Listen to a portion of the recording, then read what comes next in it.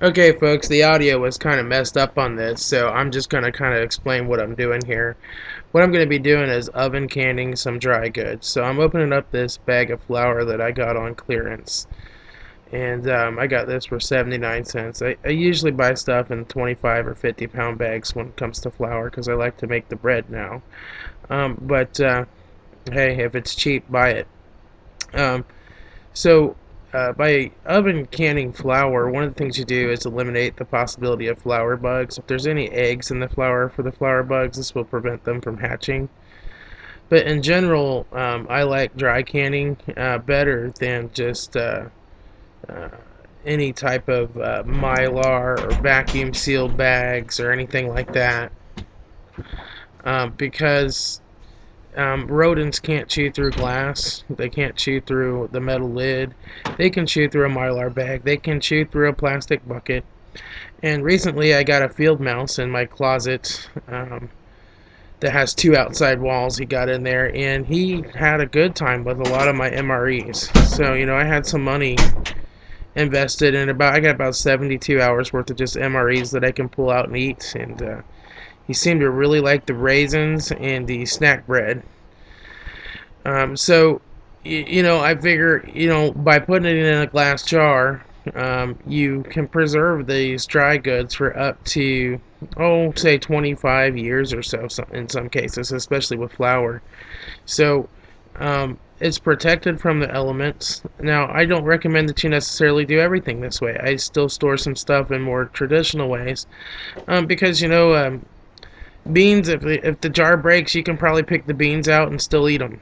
But if your jar of flour breaks, earthquake, something like that, it's going to be kind of hard to pick up your flour and get all the glass shards out. Um, so I'm not against storing some stuff the other way, but have some different methods so that if some catastrophe happens, you have your food preserved in different ways. Also, another idea is take some thick rubber bands and put them around the jars when you store them, when you put them on the shelves. And that'll keep them from clanging together. Like if there's an earthquake or something like that, that'll help protect them a little bit. So basically, what I'm describing here is just don't put your lids on all the way tight. Just make sure that you leave them just a little hair loose. And the reason for that is the pressure is going to build up inside the jar if you put the lid on tight. In a pressure canner, sure, the pressure builds up in the jar and you have the lid on tighter, but the pressure builds up equally on the outside of the jar at the same time. If you put the lid on tight in the oven and you heat this sucker up to 225 degrees, the pressure in the oven hasn't increased, even though the temperature's that high, but the pressure inside the jar will increase and the jar will explode in your oven. So make sure you leave that loose. You can also put them on after you take them out of the oven. I like to just leave them on loose. It makes it a little easier to tighten them up as you take them out of the oven. You don't have to handle the hot jars as much. So it looks like I'm getting ready to can some whole grain rice. That last one I did was looked like barley. I love barley and vegetable soup. It's really good stuff. And then the whole grain rice. I'm diabetic, so I need to eat whole grains. The white rice is not good for me. Now I do store some big bags of white rice, and the reason I store them isn't really for me to eat. Although in an emergency I can eat it, just in small quantities. Um, but because people may come to my house and want food, and rather than have them try to shoot me, I will hand them a gas can and say, I'll probably give them some first. They keep coming back. Instead of having them try to think they have to shoot me to take my food, I'll hand them my gas can and say, you know what, go get me a gallon of gas. You can shoot somebody else for it. Come back here, I'll give you a bag of rice or a jar of rice. And a lot of times, if you give people some other option than just shooting you and taking your food, if they're good people and they don't want to shoot you and their family's starving, they'll probably take that other option if they can. So always try to find something you can trade them for. And sometimes that helps if you have plenty and you need to share, you feel like you should share with your neighbors because their kids are starving. It helps them feel better, like they're not taking just a handout, that they're giving you something in exchange. So here I go with the flour. Now, with flour, you really need to kind of shake it down. You'll see me shaking it down here because flour compacts pretty well. Um, a lot of times when you get flour out after it's been dry canned for a couple of years, it'll be kind of hard and clumpy. So you'll just have to kind of break that up Um, some people like to get a sieve and filter it through a screen or rub it down or all this crazy stuff. I found the best way to do it is to throw it in the food processor and pulse it a couple times, and it'll turn right back into a powder. Um, so yeah, I'm just topping it off here to make sure it's completely full, and gonna pack it down. That funnel is probably the handiest thing in the world. If you don't have one of those, you should buy one. In fact, I saw a stainless steel one today, and I really had to make myself not pick it up. But the plastic one just came with like a little ball canning kit for $6. If you buy the funnel and the tongs and everything separately, it costs you a lot more than just buying the little ball canning kit. So I recommend getting the kit. Tighten that one up a little more, it looks like there. Okay, so now you're going to see, I think this is going to change. I'm going to show you when I'm all done. I'm not going to show you the process of filling every single jar. So here's the jars when I'm done. That's barley right there. It's two different brands of barley. There's a like a darker and a lighter one, but they're both pearl barley. Just one's a Kroger brand, one's Gordon Foods. That one is the lentils and whole grain rice. That's lentils, whole grain, and black rice.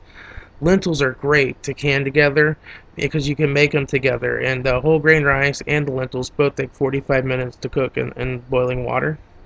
So they make a great meal to cook together and just mix them up because those same cooking time. I really like lentils and rice with just a little bit of butter and a little garlic powder. It makes an excellent meal. Sometimes I'll throw a little banana pepper in it too. And there's all my white flowers, so that's good. And there's another one. Another one.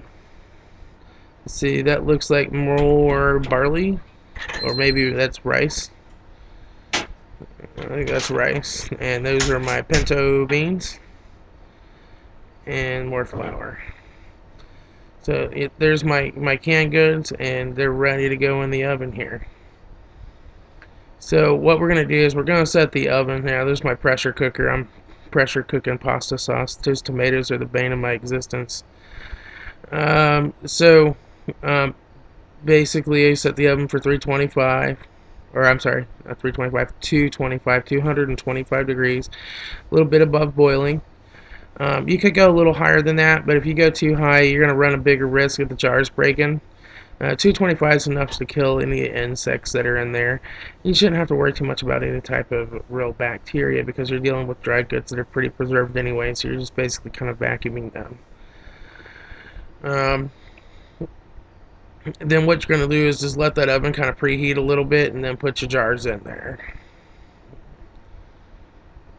So here they are. The oven's preheated. I've loaded the jars in. I put them on a cookie sheet.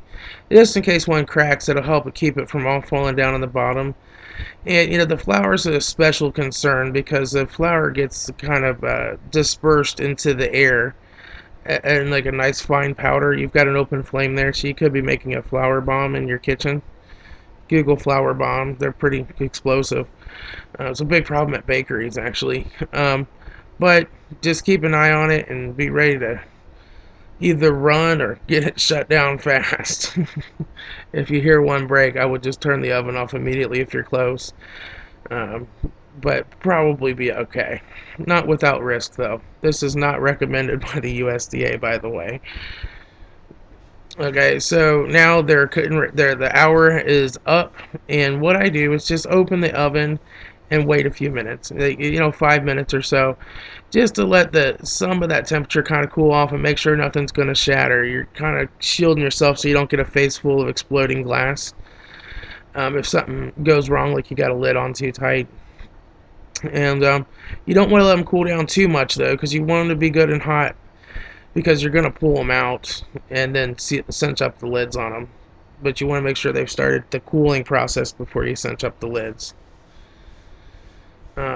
So, let's see. I guess I'm still talking about something in the video.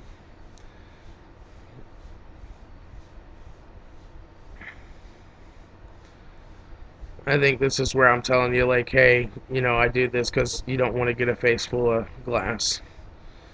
It sure takes me a lot longer to say it when I'm in front of the camera, though. And I think here in a minute we're just going to switch over and I'm going to kind of show you that I've taken them out of the oven.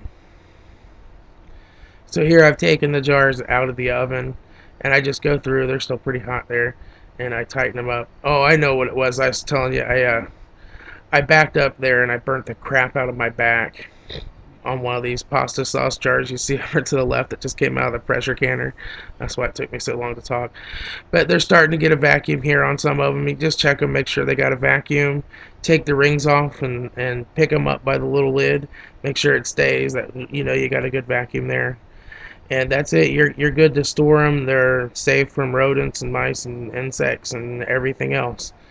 I'll normally just date these, and I probably won't keep them much past 5 years, but they're supposed to be good for a really, really long time. Thanks. This is Tom, your frugal prepper.